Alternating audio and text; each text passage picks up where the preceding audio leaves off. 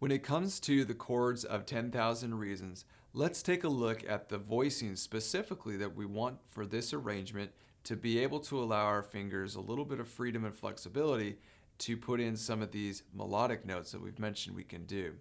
We'll come back to those melodic notes once we get the chords down here first. We're going to be in the key of D, so D is going to be our home chord that we'll look at, and let's voice that out for a D major. You've got a D, an F sharp, and an A. D, F sharp, and A. A lot of times we're going to be down here in a first inversion of that. So it's F sharp, A, D. We've arranged and flipped that voicing around a bit. So F sharp, A, D. Go ahead and play those, and you'll want a few go-to inversions that you can do your D in.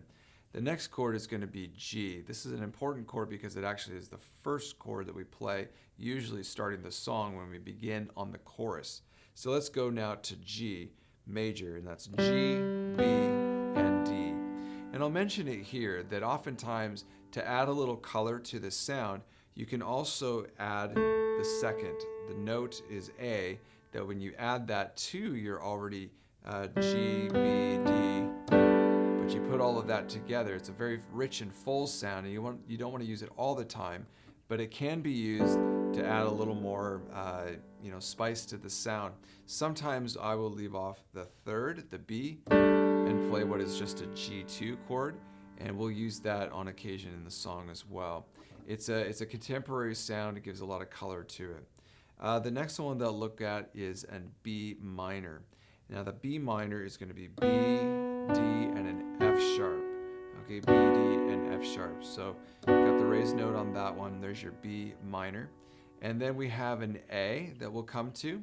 A, C sharp, E. That's our A major chord right there. A, C sharp, E. And then sometimes we will do an A sus or A sus4, which means that we don't play the C sharp, but we do play the D instead. So A, D, and E. Okay? Last chord that we will look at here is the G over D.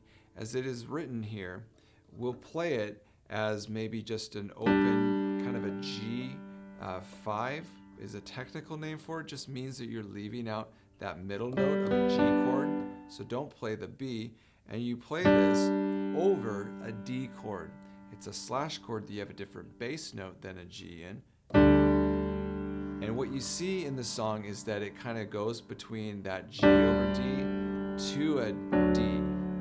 So G over D down to D. And so by moving your thumb from G to F sharp, you've got a simple movement that accomplishes the sound. Now, you can add it to be a G2, and then to more of a full D voicing, and that works as well. Almost kind of like a D suspended sound by putting that together.